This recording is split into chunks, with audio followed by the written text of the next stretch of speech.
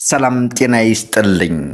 በማህበራዊ ሚዲያ ክሊክና በጊዜያዊ ፖለቲካ አጋሪነት ስካር በፈጠረው የቲቪት አየር ውስጥ በአደባባይ የሚነገሩ የጥላቻና የመፈራረጅ ንግግሮች የሀገርን ሰላም ማዕከል እያናጉት ይገኛሉ።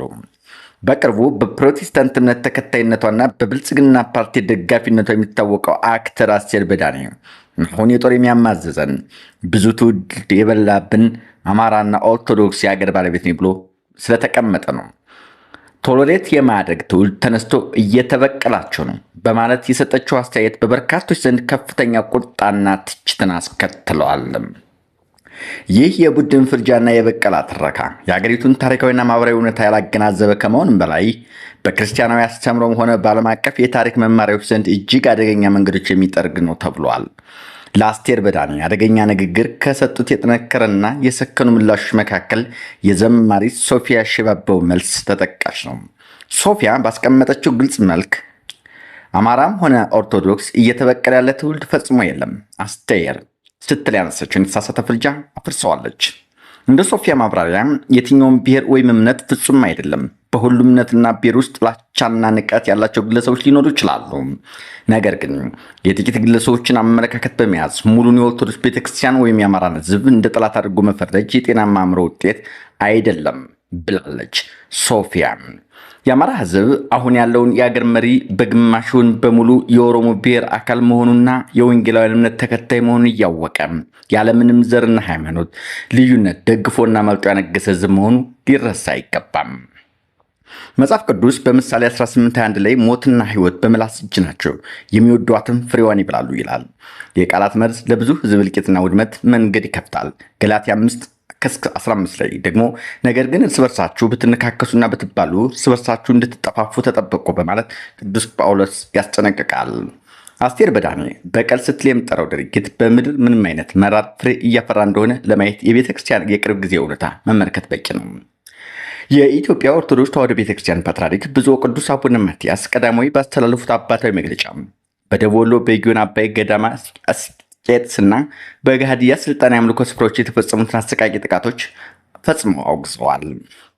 ቅዱስነታቸው እንዳሉት ዓለምን ያለምን ክብር ትተው በጾምና በጸሎት ስለ ሀገርና ሕዝብ ደህንነት የሚያስቡ ራሳቸውን ለመከላከል ምንም አይነት ቁሳዊ ዝግጅት የሌላቸው መናንያን መነኮሳያን መግደል፣ ገዳማትን ማፍረስ በእግዚአብሔር ዘንድ የተከለከለ በታሪክ ፊትም የሚያሳፍር ድርጊት ነው። ይህ አሰቃቂ ድርጊት የሚያሳየው ብቀላ በሚል ሽፋን የሚሰራጨው ጥላቻ የመጨረሻ ሰለቦች ንጹሐን የምድር በረከቶች የሆኑ መንፈሳውያን መሆናቸው ነው።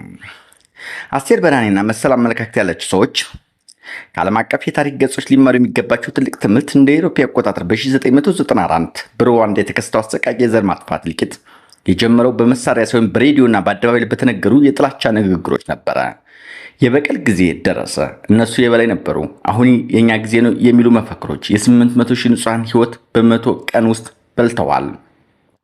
በተመሳሳይ በዩጎዝላቪያ የነበረው የሃይማኖት የብሔር ፖለቲካ ፍቅርን ሳይሆን በቀልና ጥላቻን በመስበኩ ሀገሪቱን ወደ ቁርጥራጭነት ወደ ማለቅ ጦርነት ከቷታል።